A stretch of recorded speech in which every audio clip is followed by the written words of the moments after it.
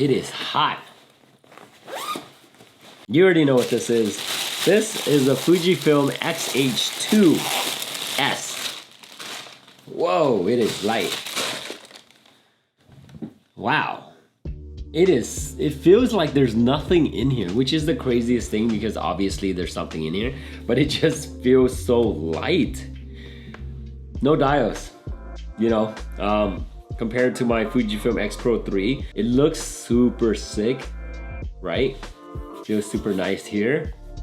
All the ports are here. I like it. I really like this thumb grip too.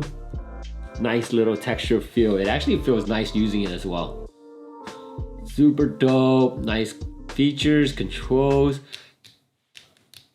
The diodes, nice clicky dial, front and back. And then you have some buttons here. I don't know what this part is right here.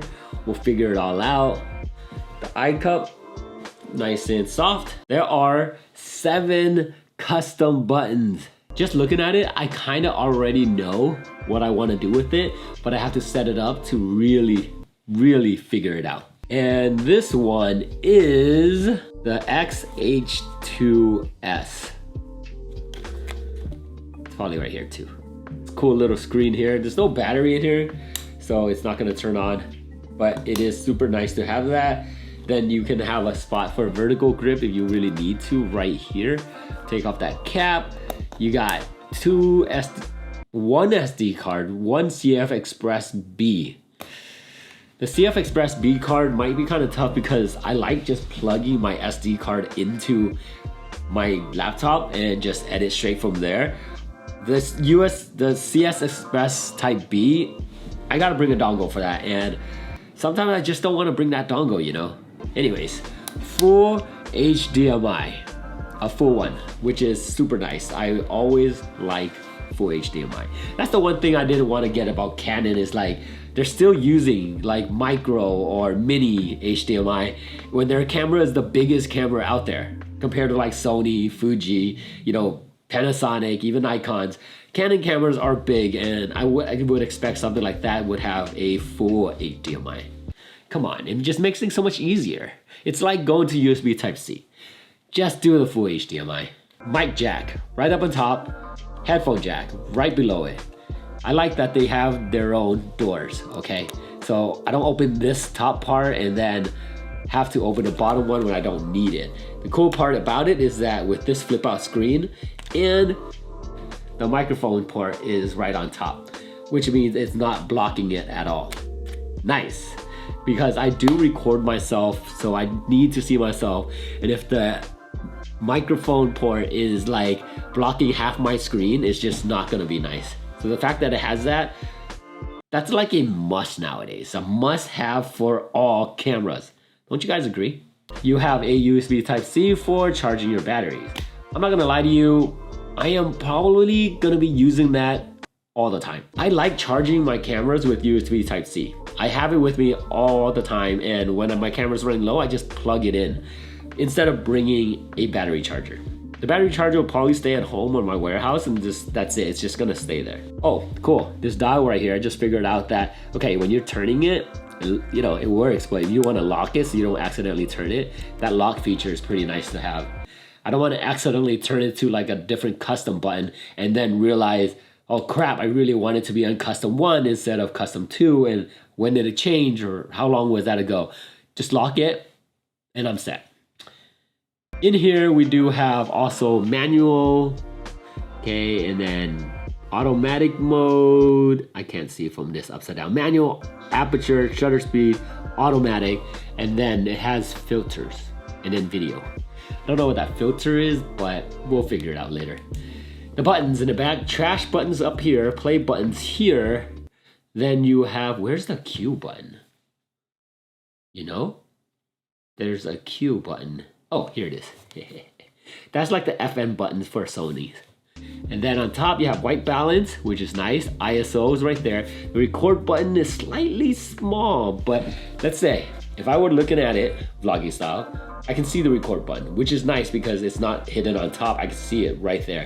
And maybe that's it, because all I have to do is just reach for it and just kind of press it, which makes it really nice to have. the fact that it's like right next to it. I like it. I actually like it being in the front and right there. Don't bother me right now. I am recording. I also like these spots right here where you put your neck strap around, and they're not like rings, they're just part of the camera. Little things like this looks really cool.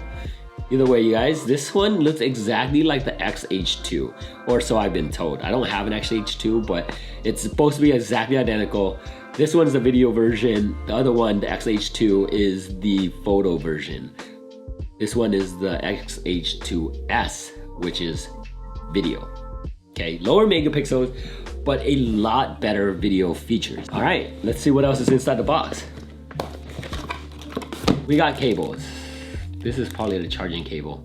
I'm gonna see if it can charge any other cable, because if it does, I'm not going to take that out. Okay, you have 4 different countries. Have cable holders just in case you want to just mount it. More wall chargers. Here is the battery charger. That's interesting. What the heck is that? Okay, so you're gonna basically pick the one that fits for you and slide it in. There you go. Now I have a wall charger. And this is the battery. Fujifilm, kind of like the X-T4 and X-T5 batteries. Just gonna plug it in. Nice. I'm gonna put this in and charge it and see if it actually charges. You don't have to use their own cable, but it has to be USB Type-C to USB Type-C.